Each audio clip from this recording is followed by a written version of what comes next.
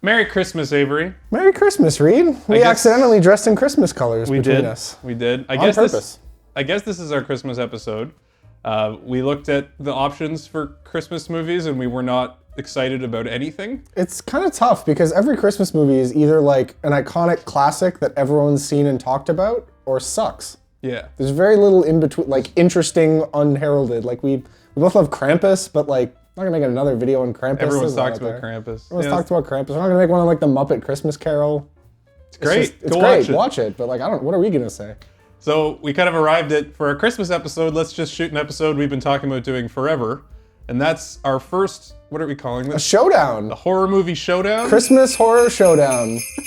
So today we're going to be talking about 1408 and Oculus. Two movies. Two random movies from 2007 and 2013. Yep. So a little bit older. It seems a bit of a random comparison between two films to make, so I'd like to explain to all our viewers at home, why are we talking about these two movies specifically? And why are we talking about them? Well, I grew up with 1408. It was one of my DVD movies that has had it forever, and I remember really liking it. Haven't seen it since I was a kid. So it was a candidate for us to talk about on the show for a while. You loved Oculus. Oculus is maybe just my favorite horror movie, full stop. It was, I think it was the first like full-blown horror. I'd seen like Zombieland and stuff before, but Oculus was like the first real horror movie I sat down in front of in like a dark room and paid attention to, and it stuck with me. Yeah, and so for that reason, both of them had been on our watch list for a while to do something with. I finally watched Oculus. I really liked it. Yeah. And while I was watching it, I was like, this is a lot like 1408, weirdly. So then we had this kind of weird idea. Why don't you watch 1408, which is the only missing piece, and then we can do a showdown episode and talk about these two movies, the ways they're the same, the ways they're a little bit different, and compare and contrast two films that no one has ever talked about in the same sentence before. Yeah, and like we're not gonna pick a winner. These are both fine films These are good films that we'd recommend seeing. I think it's fair to say. Yes. But I do think it was a really great pick because there's a lot of similarities, but then a lot of very substantive differences that I think will be cool to talk about. So come along with us for our first Halloween Christmas horror movie showdown. And it's a Christmas special because it's Christmas. And if you think that's dumb, make your own channel. We're gonna work on this. We're gonna workshop this a little bit. Cut all this. We'll do all it in post. It'll make perfect sense. This thing is really going off the rails. Who has a pen? I do. So we should start by talking a little bit about these two films. The thing that unifies these films is that there's a haunted thing that people go to investigate, and they know it's haunted because there's like a long history of other people dying at the thing. So in the case of 1408, we have a haunted hotel room, or spooky, evil haunted hotel room where people die. And in Oculus, we have a spooky haunted mirror that people die if they have the mirror near them. That's kind of the pillar of the comparison, is that they both have a thing that is haunted. And it's both someone who didn't just stumble onto this, someone who has sought it out in order to investigate it, debunk it, defeat it, whatever. Yeah. Well, if I can just get the key to 1408, I can get out of your hair. Oh, we were thinking of upgrading you to a penthouse suite. I tracked it down mostly through second bidders, people who lost at the auctions. It was in storage, part of an estate collection in Bremen. It took me a year and a half to get it into our warehouse, and it lasted less than a week. So to give like the high-level plot synopsis. Yeah. 1408, John Cusack is a depressed writer with a mysterious past. He writes about haunted hotel rooms. He writes about haunted locations. Sort of those like front of the bookstore, 10 spookiest locations in New England type books. They're kind of trash, and it seems like he doesn't really... Yeah, he's not motivated. You're saying there's no such thing as ghosts? I'm saying I've never seen one, but they're awfully convenient for desperate hotels when the interstate moves away. And then he gets a tip about this actually really haunted place in New York at the Dolphin Hotel, room 1408. And he insists on going there, fights with management to finally get the room because they don't want to give it to him, and has a spooky haunted experience night in the room 1408. That's 1408. Yeah, I'd like to stay in room 1408, please. That room is unavailable, sir.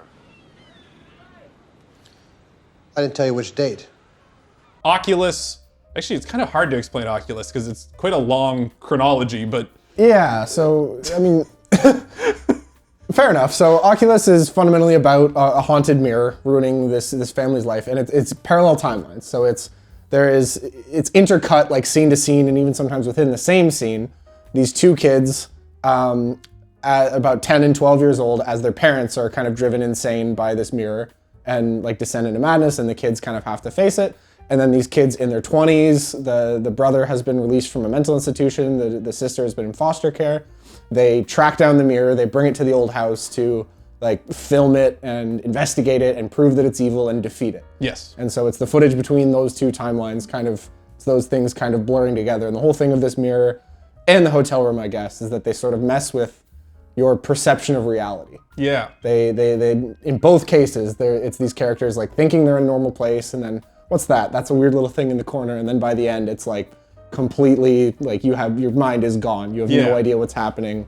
Yeah, you lose time, you get disoriented, and it's all focused on these locations. Yeah. And that's something I really liked about both these movies, I guess, to launch into the comparison, is that I find that hauntings in general are normally super lame. Yeah, it usually ends up being a ghost lady who just comes out and screams, and then it's And if there's no like background on the haunting, or there's no setup, and it's just like, oh, spooky stuff is happening, a big problem with horror movies that you and I have talked about is that there's no stakes. Yeah. Because it's like, if you're being haunted by a ghost that can do anything, it's like ghosts can just appear and scare you. It's like, what are we doing for 90 minutes? Like, can they kill you? Can they touch you? Can you die? Why don't you just leave? So these a lot of horror movies about ghosts and the paranormal fall apart because you're just like, what are the stakes? Why do I care? Is anyone even in danger? Both these movies establish the threat early. Yes. They're like, not only have I had, in the case of Oculus, a personal experience with it, but like, here's the 200-year history of anyone who's come across this thing, anyone who's been near this mirror or has slept in this hotel room has died. There's proof. The first victim, Mr. Kevin O'Malley, sewing machine salesman. Checked into the hotel the first week it opened, October 1912. But the trail starts in London in 1754. Philip Lasser. So the stakes are set up from the front that it's like in the case of 1408, if you sleep in this room, you are going to mysteriously take your own life by morning. In the case of Oculus, you will also die a mysterious death if you have this mirror for too long. Yeah. And we know that going in, so you don't have to worry about the like wishy-washy stakes. You know there's like, they can and will die, and they have to actively fight against this evil force. Afterwards, in a fit of insanity, he tried to stitch himself back together using an old sewing needle before he bled to death. Easy, man. Yeah, they're both really effective in kind of the setup and how they keep things tense and moving for the whole 90 minutes. Something I talk a lot about in horror movies is the characters having agency, which is similar, but it's like it's not exactly the same thing, because it's kind of like if the force is so overwhelming and can do anything, then it's not just like why would the characters stay, but it's like what can they do? Am I rooting for anything, or am I just waiting until they die? Yeah, are they just playing with their food? Exactly. In both of these movies, it really did feel like the main character had kind of a thing that they were trying to do all the time, and that the sort of the kind of powers of the antagonist, they're not like perfectly defined, but it's enough. You get the rules and you get what the character's trying to do, and there's something for you to root for. Yeah. Right? There's something you're working towards throughout the whole runtime of both of these movies, which is like a major point in their favor. Both of them are set up extremely well. In Lake Geneva, Wisconsin, 1943. Neighbors reported hearing screams and loud bangs from the house. The police found the children drowned in a locked cistern. There's that driving force. Yeah. John Cusack is trying to survive the night in the hotel room without taking his own life, essentially is what he's trying to do. And there's the clock element of it. So there's like the, when it's set up with Samuel L. Jackson as the hotel manager, and he tells them no one survives an hour. My usual's overnight. See, no one's ever lasted more than an hour. And then one of the first spooky things that happens is that the alarm clock switches to a countdown for an hour. And that's sort of our thing as the audience, is like, okay, something will happen when he survives to there, and like that's what we're pulling for. Yeah, so there's an actual goal. You're not just wandering around for the whole runtime. And then in the case of Oculus, they are actively trying to debunk the paranormal to prove that their parents were not crazy and evil and destroy the mirror. So clear goals. Both of the movies do this to an extent, but something that I think Oculus did better was like set up clear rules for how you survive the paranormal. Most haunting movies are this invincible ghost that can be anywhere and do anything. Both these movies have a very geographical basis. Yeah. If you are not in 1408, the hotel room, you're safe. But if you're inside the room, you're in danger. We treat the room as if it's a chamber filled with poison gas. We only stay 10 minutes, and I insist the door remain open. And with the mirror, they talk about there's literally a radius to it. Yeah. Like there is a sphere of influence around the mirror, and if you get far enough away, it can't hurt you. Tim, if you're gonna make a phone call, you need to do it outside its radius of influence. Otherwise, there's no way of knowing who you're really talking to. There's actually rules, and then the characters do things to engage with those rules. Oculus does a much better job. My favorite aspect is she set a timer so that they remember to eat and drink. This alarm is set to go off hourly to remind us to eat, and we're fully stocked on water to prevent dehydration. Because apparently most of the deaths from the mirror have been dehydration. At least some of them. Like there's one they mentioned of like a lady who drowned in a bathtub, and then they found out she died of dehydration. The official coroner's report lists the cause of death as, get this, dehydration.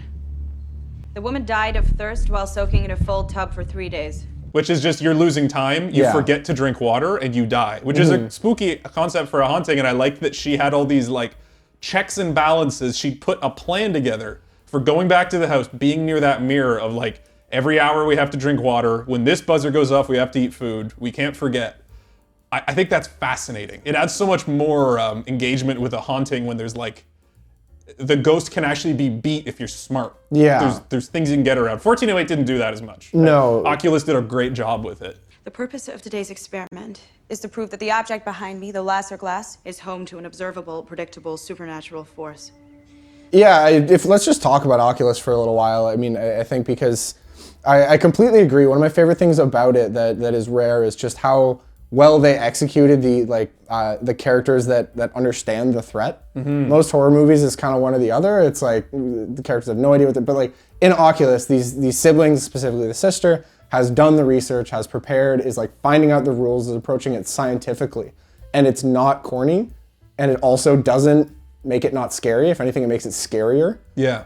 So there's all these things about how the mirror kills plants and dogs, and how it messes with your perception of time, it messes with electronics. And she's figured all this out, and it never feels like an exposition dump. It never feels like Vincent D'Onofrio on the laptop screen.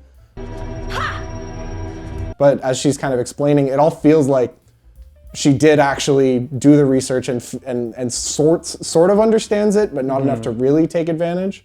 I have private landlines for today's experiment along with my cell phone, and I will now ask my brother for his phone so that I can control all electronic devices. And then kind of the whole middle part of the movie is all these rules that she set up sort of very slowly failing. Yeah. Right? It doesn't all just immediately fall apart. No. But like she has all these safeguards in place and all these ideas, and they kind of work for a while. And then eventually it all just falls apart, culminating in one of them going very, very wrong. Yes. How did I get back in here? What do you mean? You walked over here and you sat down. I was outside. No, you weren't. Which is a great, it really does make you feel like you're losing your mind. Absolutely. And you're losing time with the characters. Something Oculus does a really great job with is it has the parallel storylines of you're getting flashbacks to them as a kid dealing with their parents who got possessed and killed each other and tried to kill the children, basically. Mixed in with them in modern time, debunking the mirror. The movie has both of those going on at the beginning of the movie, and it's done as like flashbacks. So it's like you're cutting between modern day and flashback. As they go to the house, the flashbacks start to become part of the hallucination. So it's like you think you're watching a flashback, but then you realize the character is living that flashback as their modern day self, and they're like losing time and losing which timeline they are in.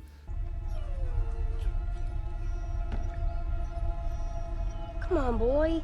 Mason, go come fetch. On. Mason, go fetch. Chase a stick. Which, it almost starts to function like a time travel film. A little bit. In a weird, like, it does a really good job disorienting you in that way, of totally throwing you off. Where am I as the viewer even supposed to be? Does my character know where they are? Yeah, I know there's a word for this that I can't think of when kind of a literary or filmmaking device where the characters become aware that it's happening. Where it starts like they actually, like you said, it goes from jumping between the parallel timelines just as cuts, to like the actual characters experiencing the jump. Right. There's a word for this, but it's executed really, really well here. One of the things that I love about Oculus, so actually, funnily enough, we talked about this with Creep 2, which was our last episode, which I said it might have been interesting to see Creep 2 as the first one, because I just think that'd be more interesting, right? Whereas Creep 1 is like the thing, and then Creep 2 is the flip of the thing. Oculus feels like that executed, because the movie is them coming back to the mirror that screwed up their, right? It's like starting with the sequel. Yeah. And how you actually execute that, and it makes it so much more interesting than just a movie about a family getting screwed up by a spooky mirror. It's the sequel. It's them coming back to defeat it, knowing the threat, and yet still failing. Yeah, because you could do the whole kid part, the flashback sequence. That could be a standalone mediocre horror film. Yeah, it would just be, The Conjuring or whatever. Which, not to say that that's a bad movie, it's but fine. like, it's but by this the numbers. adds that layer. This is almost like two movies in one. It's like either half of these could be their own movie. And you make those movies, and you're like, neither of these was super interesting on its own, and then you web them together. Mr. Flanagan here. Yeah, I guess we haven't even mentioned. It's a Flandango. It's the first proper one, I think. I mean, he'd done stuff before, but I think this is his first like real project that he wrote and directed. Feature? Yeah, I mean, there's like IMDb. There's like stuff. Sure, but he had done Oculus as a short film before, actually. So I think that's part of how this happened, is that he probably did the By the Numbers one as like a short film, student film. I think there was a couple of them. And then when he had the chance with Blumhouse to make this into like a big project, this is where he kind of said, wouldn't it be more interesting if we sort of combined the sequel with the first one, did the two timelines? I just think it's a brilliantly written script, and I can't say enough good things about the setup of Oculus and sort of the way it's structured. Yeah. And to draw a comparison with some of those things we just talked about to 1408, I think Oculus did a better job with that sense of disorientation. Yeah. 1408 does this too, where John Cusack is like losing time, or he's having a vision and then he's like stumbles back into the same room he was in, and he's like, where was I? Was that a dream? It never works as well as Oculus. It's more conventional film. Yeah. Where it's like a long extended sequence and you as the viewer are like, this seems like a dream sequence, and then it is. Oculus does a much more nuanced, like you're losing track of what you're even watching. You're just totally jumbled all over the place. And you feel the characters losing their minds a lot better in Oculus, I think, because it's putting you in their shoes. 1408 feels more old school theater, old school Hollywood, where it's like you're watching basically a one-man show, a character study of a guy losing his mind, but you're never kind of losing your mind with him. You're watching him lose his mind. I think that's a key difference maker between the two movies. It's not what I'm seeing. It's not real. It just ain't as real as it seems.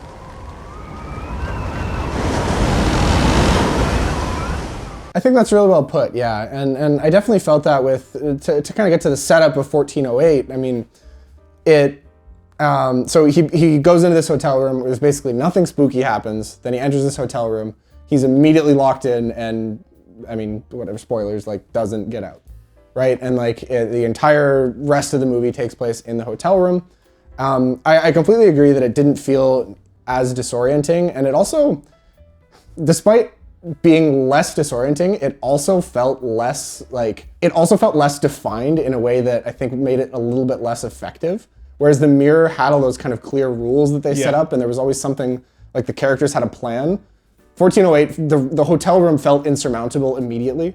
Like kind of like 10 minutes in, I think it's when he climbs out the window and all the windows in the whole hotel are gone. I'm like, oh, okay, he's just dead. Yeah, he's done. There's nothing. And I think that worked to its detriment a little bit. Yes. But so it's really, 1408 was really more of just a roller coaster ride for me, which I enjoyed, but you're really just watching crazy things happen. It's not quite a Roland Emmerich movie, but like you're just watching like crazy disastrous things happen to John Cusack, and him, get very cold and then get very wet and then get very hot. Yeah, it's the lack of rules is a detriment when comparing these two films. My favorite thing about 1408 was that there were rules and there was a strategy. Yeah. 1408 is just a death sentence. Yeah. He's done, and you just get to enjoy it. Now, you did mention that he doesn't get out. So there are two endings to this movie. Oh, did I watch? So I don't know which version you watched, because the version I watched, I'd never seen before. So let's iron this out, because this will be relevant to the discussion. Full spoilers. The theatrical version and the version on Netflix, which is the one I saw, he actually escapes. Oh. The firefighters rescue him, he moves back in with his wife, and then when he listens back to the tape recorder, actually hears the voice of his daughter on the recorder proving it happened.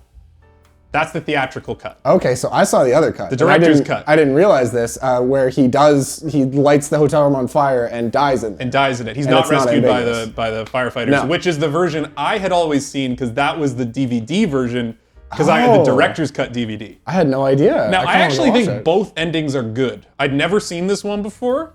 It was a good ending. I just wanted to clarify that because someone's going to comment if I don't bring it up. There are 2 endings, but 99% of the movie, he's stuck in the hotel room no matter what version of the movie you watched, and you are just watching it unravel slowly. Well, I would say that like the one piece of it, I mentioned that there's the countdown. First spooky thing to happen basically is that the alarm clock starts counting down from 1 hour, and the only thing that, like, once I kind of go like, okay, he's not getting out. Yeah. He's not just gonna like kick a door down or get through the vent. Like, the hotel room is infinitely powerful. He's not getting out. But maybe if he survives to the hour, something will happen. Right? And that kind of kept me going through the movie.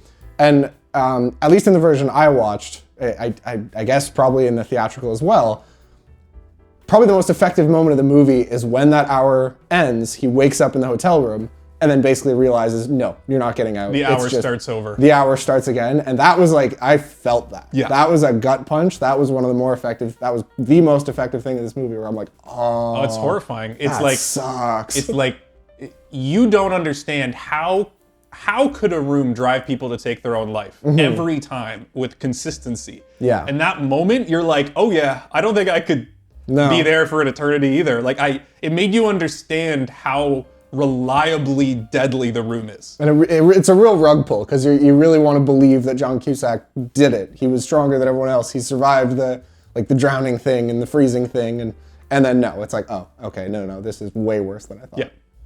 Whatever's in 1408 is nothing like that. Then what is it? It's an evil fucking room.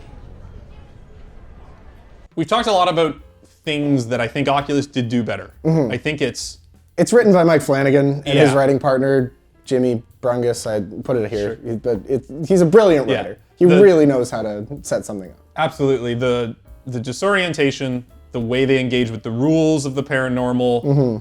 I would say that overall Oculus is scarier. Yeah. Like, I mean, more consistently scary the whole time. You're on edge. It's uncomfortable.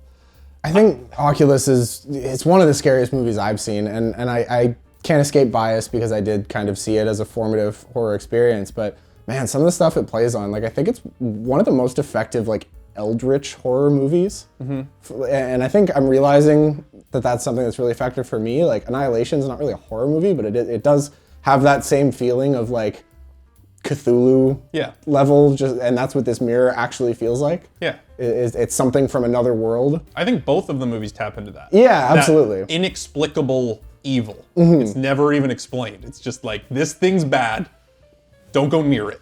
And that was really scary for me. And also with Oculus, the parent horror is incredible. Like, both parents, I think, put in a really good performance. Especially Katie Sackhoff for me, like, as the mom. Fantastic. She's excellent. And just the fear that I get watching, and I don't get scared of a lot of stuff. We've talked about this. I'm kind of a hard guy to scare. I appreciate horror movies, but some like them as little 10-year-old kids, like when she goes up to her mom's room and finds her like chained up. Yeah, that was terrifying. Terrifying. It's awful. Yeah. I think, well, something both these movies do really well is this is not sentimental horror. No. This is not horror where at the end they realize the ghost was their loved one all along, just trying to communicate with them. No, these are bleak. Like, they are evil ghosts. Yes. Whatever this is trying to kill you, full stop. There's no sentimental value, and I appreciate that. I like that it's like, good. They're literally versus evil. Yeah. There's no attempt to make this sappy or cute at all. They're both very bleak. I think that while Oculus is scarier overall, 1408 has some great scares. I really liked the little hammer guy in the window. That was a really excellent sequence. It was, and it felt very, I want to talk about this later, but a lot of 1408 felt older. It feels like an 80s movie, and that felt like some of the good scares in The Shining. where it's just like, what is this? Or, I mean, we're talking about Twin Peaks too much, but Twin Peaks as well, where it's like, what is this weird man? Yeah. And it's very unsettling in that way. It's very specific. Yeah. And it's like when he's in the vents, there's like a leper. Yeah. Or a mummy. I don't know who he's fighting, but there's all these little choices like that. And I'm like, that's so specific that now I'm going to remember it. Yeah, absolutely. And it was cool in that way where it keeps you on your toes a little bit. But the weird thing about that guy, you haven't seen Scrooged, have you? No, actually. The Jacob Marley character in Scrooge looks exactly like that guy in the vents. Like, it's like the same costume. Oh, and that was weird. I can see it from other depictions of like, the Marleys. Well, it's like him with like the big 80s glasses and like the ratty hair and like the suit. Yeah. Like it's a very specific look. And that threw me, which made it hard to be as scared of, like, I know that was an effective scene where he's getting chased through the vent. Yeah. But I just thought that just made me laugh anyway. Well, it's so specific because you're like, it's a haunted room. Yeah. So it's going to be like hotel room related horror. You don't expect there to be like a Boogans in the vents. Yeah. Who's like a specific guy. It's like, who's that guy? I'm still staying. Damn it to hell. I'm sorry. Despite all this, I think Oculus has kind of won in a lot of categories we've talked about. The one that I want to bring up where I think 1408 excelled was performances. Now the parents in Oculus are great. I do think the kids are not amazing. Interesting. Okay. I do not really like either of those of the grown-up kids. Interesting. What's her Karen Gillan. I know Karen Gillan mostly from Guardians of the Galaxy, and I never liked her in them. I always thought she was annoying. She's Nebula, the blue head lady. She's kind of annoying. I didn't like. It was very overdramatic and overdone. But then I was like, it's a Marvel movie. She's probably written this way. Whatever. And then I saw her in The Big Short in like a 1-minute scene, and she was pretty good. Actually, like she was fine in it. She's in those new Jumanji movies too. Yeah. Her big breakout thing, which was the only real thing she had done before this, was Doctor Who. She was like one of the companions for like the mid 2000s, or Amy, I think. I'm not a big guy, but that was like her breakout thing. But yeah. I would say that this Oculus performance was more in the Guardians of the Galaxy camp. It was kind of annoying. It never felt genuine to me. It wasn't bad. It was passable. It was fine. And the brother was also fine. But neither of them stood out to me as like a great performance. Alan Russell was not a murderer. He was a victim. One of many, as it turns out, victims of the supernatural force that resides in that mirror. So why don't we just end it right now and smash the goddamn thing? This is interesting because I liked Karen Gillan's performance. I thought the brother's terrible. I thought he was completely unbelievable, and not like, look at this guy's career. I mean, he's Gods of Egypt, Pirates of the Caribbean 5, and this, and Titans. Yeah. My therapist had me research parvovirus.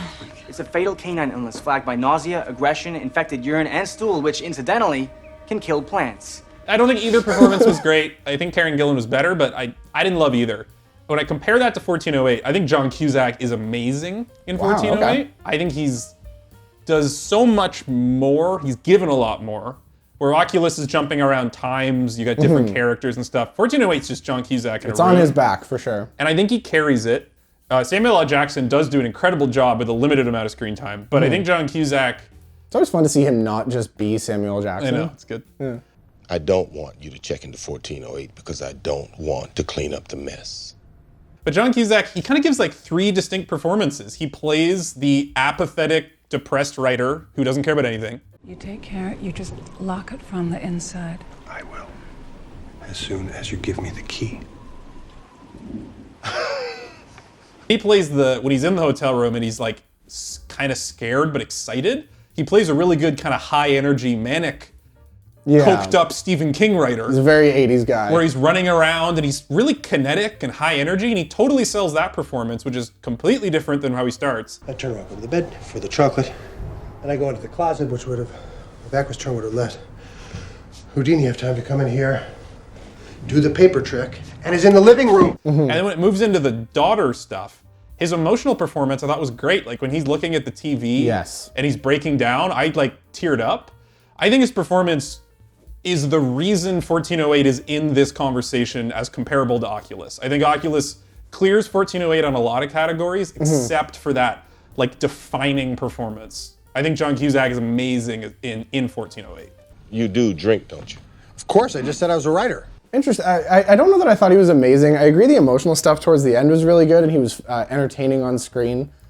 I don't think this is John Cusack's fault, but I think for the first little bit, I kind of struggled with, I don't know that I bought him. Like, I believe that he's a depressed writer. I wanted them to do more to convince me that he's this guy.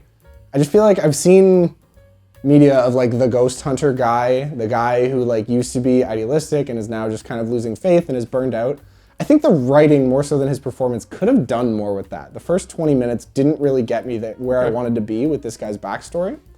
But I definitely agree through the middle parts. I liked Karen Gillan more in Oculus than you did. I thought the brother was like the worst character that's been in a Fandango so far. Yeah, he's a dead fish. Yeah, which was definitely a bummer. But oh look, it's Dog.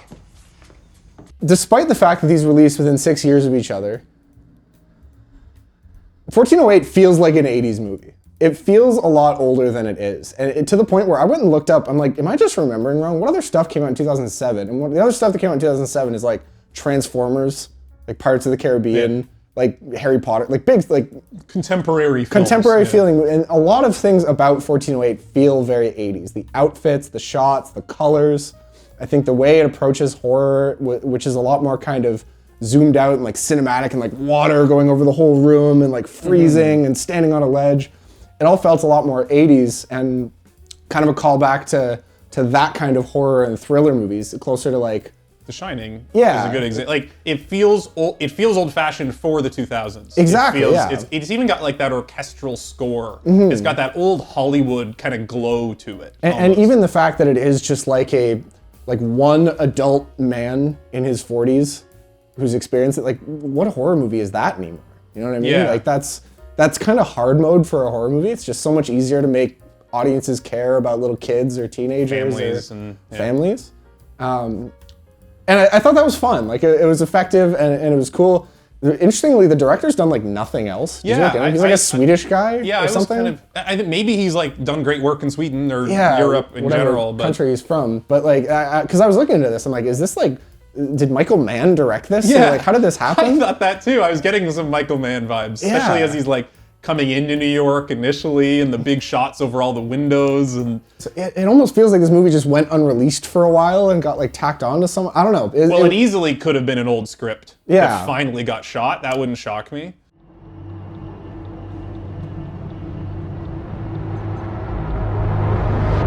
This is it. That was interesting how 1408 is very much felt throwbacky and I mean, it's weird to kind of reconcile it being from 2007 and feeling older than that as people our age with our experience, but kind of similarly, despite how, I mean, it was released within 6 years of Oculus, they're about very similar things, Oculus felt just way ahead of its time. Yeah. Where, I mean, it was a Blumhouse movie, like, had to have been one of the first, like, big Blumhouse movies, right? I don't think they were doing a lot back then. I'd need to look into that. Probably, yeah. Early days. Funnily enough, one of the credits on this is WWE Studios, which is where they were going for money. Right. I think the first Blumhouse credit was Paranormal Activity. Was that? Yeah, that had to be within a year or two of this. So it was around when these... Yeah, that was probably like 2009 or 8, and this is 13. So it was just kind of getting rolling. And this feels like one of those, like A24 or Blumhouse, but this feels very close to something like The Conjuring or Insidious or all those other, like Hereditary, just in kind of the shots and like how it's in a house where everything's dark, all the walls are brown and red, the light's very low, it's whispery. Not to say that this invented that, but it feels like a horror movie from 2020. Also, modern horror films are always white families in upper middle class suburbia. Yeah. Because it's probably where you can shoot really easily. Yeah. So it had that feeling of a James Wan, Blumhouse-y, maybe A24-y kind of deal for sure. And just the fact that, I mean, Mike Flanagan is such a huge voice in horror now. I mean, this, I would say, is of the stuff we've seen, right? Not to speak of his, like, more smaller stuff, but this is for sure, like, his least ambitious project that either of us have seen, because he really goes places with, like, you know, Midnight Mass and Hill House, and right, he really kind of branches out, but this is a much more contained, and you can still kind of hear his voice, right? His kind of writing chops and his, what makes him such a strong writer-director, and kind of seeing this as, like, the proto, kind of small, contained version of that was really interesting, but I just kind of wanted to call out that like these two movies kind of feel like trains passing a little bit in a way that I think is cool. Passing of the torch. Like they feel completely different even though they're tackling very similar subject matter. We could say so many things that are the same, right? It's just like these two people go to the place, investigate it, but just like scene to scene, the way they feel is completely different. Alice herself is in the nursery, and both of her legs are completely shattered. Her left arm is broken in 4 places, and 6 of her ribs are crushed. A few years ago, a young maid from El Salvador found herself locked in the bathroom. She was only there for a few moments, but when we pulled her out, she's dead. No, blind. I want to talk a little bit about kind of how these movies tackled the themes they were trying to discuss, or the messages. I think this is an area where I have a bit of frustration with Oculus. Yeah. So I think Oculus, visually, plot-wise, how it executed on how it made you feel was worked really well. Scene tension. But when I finished it, both times, because I rewatched it for this, I was left with this feeling of like, but what was the point? A little bit? And I think that's fair. There's multiple things that bother me about this. The first one is, at the end, Karen Gillan is killed. Yep. And then the brother's just like alone, and probably his life's just screwed up forever now. Yep. Now he's like certainly going to jail. Yeah, he's going to like jail. At least in a mental facility it's forever. Over. And I was just like, is the message that you shouldn't engage with grief? Because the whole thing is like Karen Gillan represents like trying to have him confront his past and like make peace with this trauma they experienced as a child. It's obviously an allegory for parental abuse to children. And it's like she's trying to make him confront the past, open up about it. You really don't remember, do you?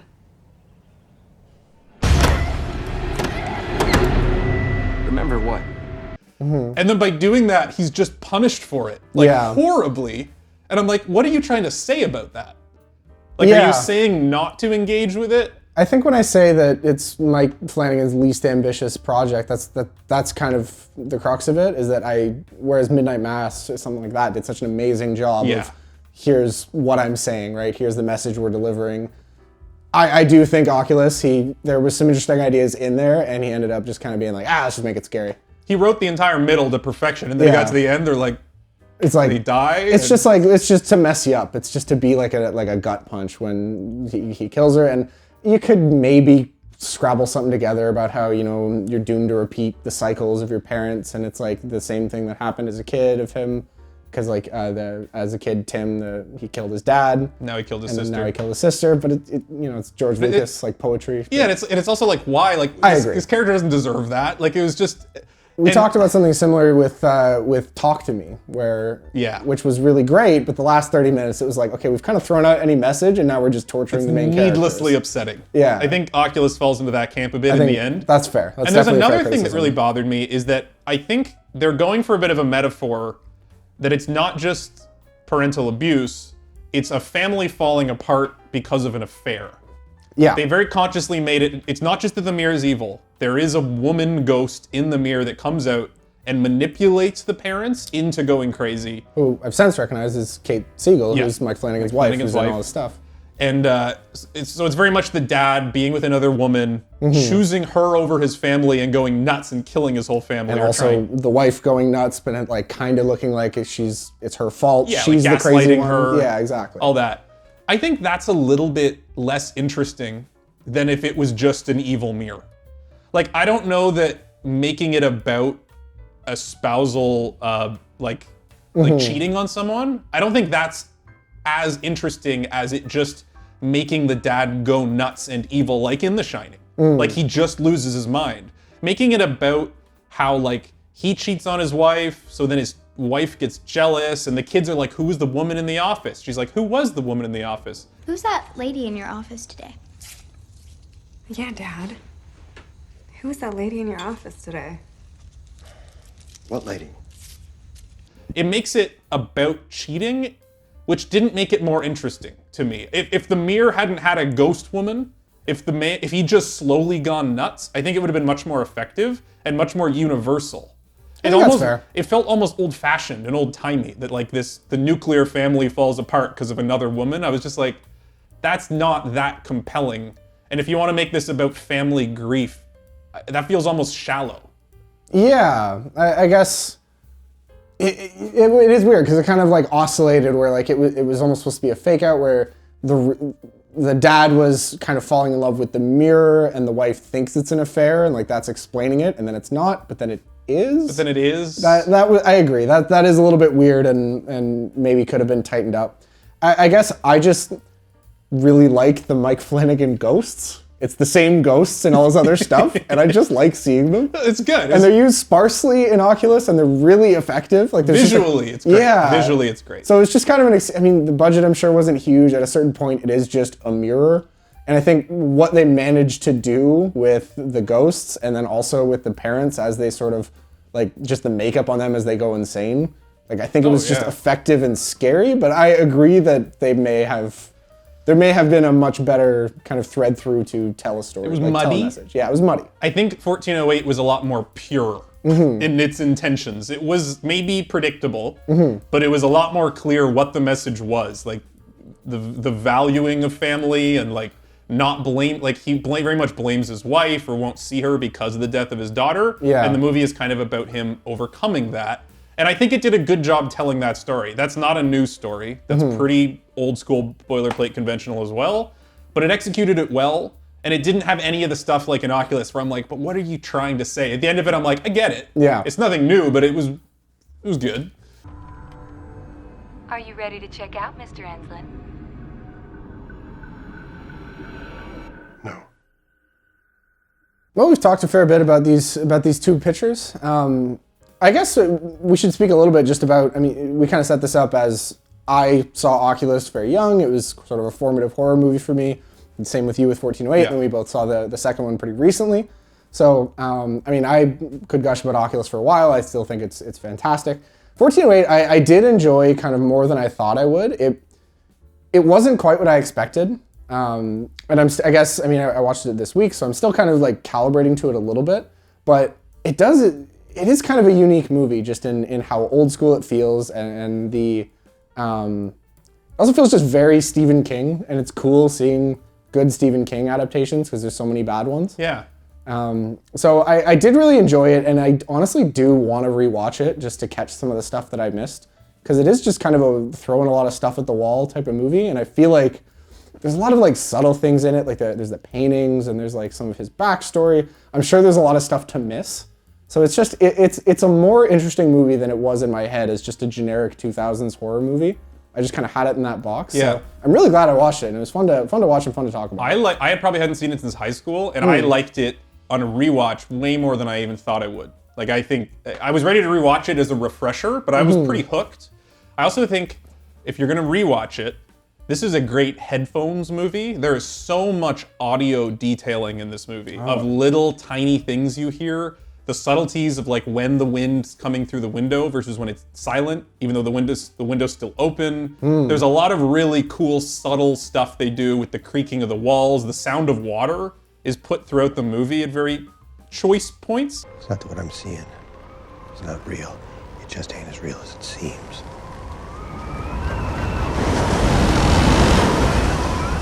Like I know like the crying baby in the next room is another one. There's a lot of really great audio stuff. So in a rewatch, that's a fun thing to kind of focus on. Sorry, go ahead. Well, I also really like some of the sets. I'll talk about it, but that's one of my favorite things about kind of old feeling movies is some of the sets. And like the little scene where he looks through the fridge and sees Samuel L. Jackson in his office, I thought was brilliant. Yeah, it was just great. like some of the stuff with the brick walls. I thought was used so effectively, and obviously all practical. Yeah, and the room being frozen, it does so much with the space. For being trapped in one room, it's like Jumanji. Like every possible transformation happens. By the end, it's like ruined rubble with sunlight trickling in through like cracks in the wall. It's a very compelling visual space, given that it's a bottle movie essentially. Yeah, and it's paced very well, I think. I mean, I think it wouldn't take much for this to kind of drag or to kind of be like, okay, just get to the point where you kill him, I don't care anymore. And I think it did a great job of not doing that. Yeah, it breaks it up nicely. Yeah, so I really liked it. I'm glad I watched it. And Oculus, like I loved it. It was fantastic. It did similarly. I wasn't expecting standard mid-2000s horror film, because I knew with the Fandango, he's going to do something he's going to cook up something a little more special than that. Yeah. But it went a lot further than I expected with with how interesting the plotting was, the multiple timelines, the disorientation. The prize of Oculus for me is the middle third, when they are trying to do the investigation and they keep losing time and they keep getting lost in their own memories. It's so well done. It becomes like a drug trip almost. It's super compelling and scary and disorienting in a way that I haven't seen in a long time. And you look at the poster for this movie and you think it's gonna be a Conjuring-y movie. It's not. It is really compelling psychological horror. And it is funny because it has kind of slipped into that category. Like the reviews of it aren't that good. This is what my perception of it was totally wrong. And it seems like most people's online are. It's worth watching. You just think of it as like, Annabelle and Oculus, those movies. But it's really not like that. It's not like that at all. It's like that on the surface, and then you watch a couple minutes and you're like, oh, they're doing a lot more with this. So both movies well worth a watch. Great films.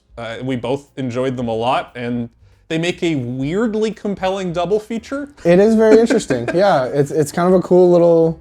I mentioned like trains passing. It's kind of like very different takes on what is essentially a Stephen King novel in both cases. I mean, Oculus has nothing on the surface to do with Stephen. It's a Stephen King. It's a haunted mirror. Every Fandango is Stephen King-y. Yeah, him and his partner clearly just read whatever that guy's name is. They clearly just read all the Stephen King books. Yeah, they grew up on them. They modeled it after that. So it is just kind of fun seeing the Stephen King horror done through such different lenses. It's cool. Jesus, man.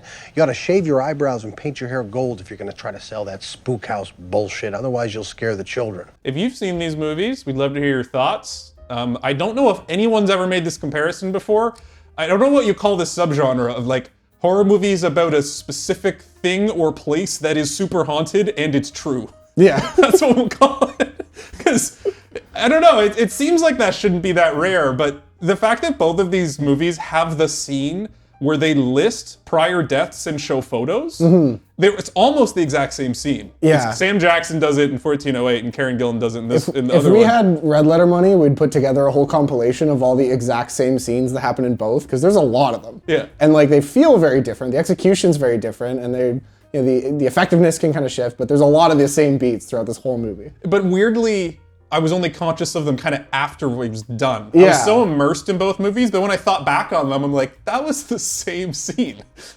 But they're good enough, the writing's strong enough that you're never like bothered by that. You're never like, this is just what I just watched. It feels completely different. It's just got these, on paper, similarities that are kind of interesting. So check it out. We'd love to hear your thoughts. Is there another one that we're missing that would make a good triple header? I mean, I realize that like some of the words we've put to it can describe a lot of movies, but like I don't feel like The Shining fits with these two, despite a lot of surface similarities, and neither with something like Paranormal Activity. No. Like it doesn't fit, even though a lot of the words we've used to describe it are the same. Those movies don't have enough rules. Yeah. It's gotta be like one thing, one place. Yeah. And if you follow the rules, you're actually fine. Give us some recommendations for this specific subgenre. First one, we'll go to your house and haunt it for you. We'll haunt your house for $3. Well, Merry Christmas, all you viewers. We love you, and we wish you a Happy New Year. This is our Christmas episode, I keep forgetting. Christmas Showdown. Maybe this will be a tradition. We'll see how we're doing next year. But we figure there won't be like a bunch of new interesting Christmas movies by next year, probably. No. They don't release them very often. No. But so we might do another Showdown next year. We'll see if you like it. Merry Christmas. Have a happy holidays. Here's our Patreon. As always, you can go over there and check out all kinds of fun stuff. Teasers for what we're going to do next. Look down below and comment and like and check out all of our other mini videos that we've made, because we like them and we hope you will too. We've made other videos. Bye. All right, bye. You do drink, don't you? Of course, I just said I was a writer.